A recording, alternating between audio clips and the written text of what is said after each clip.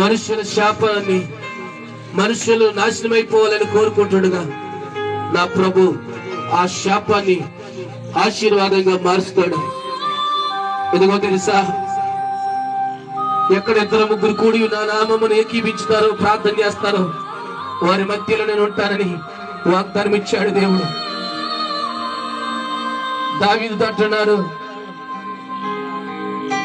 వాడు పలికిన మాటలు నాశనం అయిపోవాలని, దావీదు నాశనం అయిపోవాలని కోరుకున్నాడు, శపిస్తూ అన్నాడు. ఆ శాప వచనాన్ని దేవుడు మేలుగా మార్చాడు, ఆశీర్వాదంగా మార్చాడు. ఈ రోజునే మనుషులు ఏం కోరుకుంటారంటే నాశనాన్ని కోరుకుంటారు. కానీ నేను ఆరాధిస్తున్న ప్రభు అయిన యేసుక్రీస్తు నేను మేలు చేసే దేవుడై ఉన్నాడు. ఆయన మేలు చేస్తాడు, తప్పక మేలు చేస్తాడు. అందుకే ఇశ్రాయేలు ప్రజలు అంటారు, మా దేవుని మందిరము మేము విడిచిపెట్టము. ఎందుకయ్యా దేవుని మందిరం విడిచిపెట్టరు? దేవుని మందిరానికి వెళుతున్నారు, ఏంటి మీకు లాభము అంటే దేవుని సమృద్ధి వల్ల దీవించబడతాం.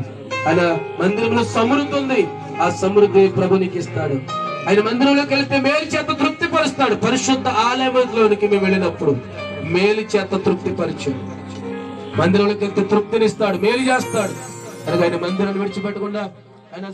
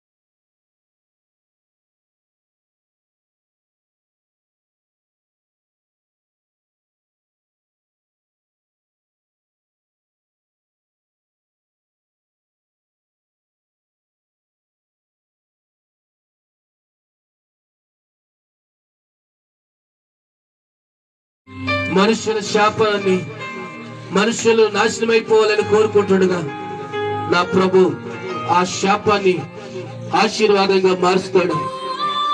ఎందుకో తెలుసా, ఎక్కడ ఇద్దరు ముగ్గురు కూడి నా నామమును ఏకీపించుతారో ప్రార్థన చేస్తారో వారి మధ్యలో నేను ఉంటానని వాగ్దానం ఇచ్చాడు దేవుడు. దావీదు అంటున్నాడు, వాడు పలికిన మాటలు నాశనం అయిపోవాలని, దావీదు నాశనం అయిపోవాలని కోరుకున్నాడు, శపిస్తూ అన్నాడు. ఆ శాప వచనాన్ని దేవుడు మేలుగా మార్చాడు, ఆశీర్వాదంగా మార్చాడు. ఈ రోజునే మనుషులు ఏం కోరుకుంటారంటే నాశనాన్ని కోరుకుంటారు. కానీ నేను ఆరాధిస్తున్న ప్రభు అయిన యేసుక్రీస్తు నేను మేలు చేసే దేవుడై ఉన్నాడు.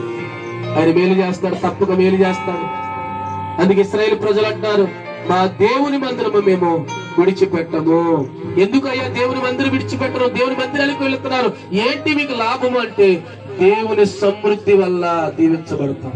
ఆయన మందిరంలో సమృద్ధి ఉంది, ఆ సమృద్ధి ప్రభునికి ఇస్తాడు. ఆయన మందిరంలోకి వెళితే మేలు చేత తృప్తి పరుస్తాడు. పరిశుద్ధ ఆలయంలోనికి మేము వెళ్ళినప్పుడు మేలు చేత తృప్తి పరిచాడు. మందిరంలోకి వెళ్తే తృప్తినిస్తాడు, మేలు చేస్తాడు. కనుక ఆయన మందిరాన్ని విడిచిపెట్టకుండా ఆయన సన్నిధిలో మనందరూ కూడా ప్రార్థన చేసుకుందాం. మనుషుల శాపాన్ని మనుషులు నాశనమైపోవాలని కోరుకుంటుండగా నా ప్రభు ఆ శాపాన్ని ఆశీర్వాదంగా మారుస్తాడు. ఎందుకో తెలుసా, ఎక్కడ ఇద్దరు ముగ్గురు కూడి నా నామమును ఏకీపించుతారో ప్రార్థన చేస్తారో వారి మధ్యలో నేను ఉంటానని వాగ్దానం ఇచ్చాడు దేవుడు. దావీదు అంటున్నాడు, వాడు పలికిన మాటలు నాశనం అయిపోవాలని, దావీదు నాశనం అయిపోవాలని కోరుకున్నాడు, శపిస్తూ అన్నాడు.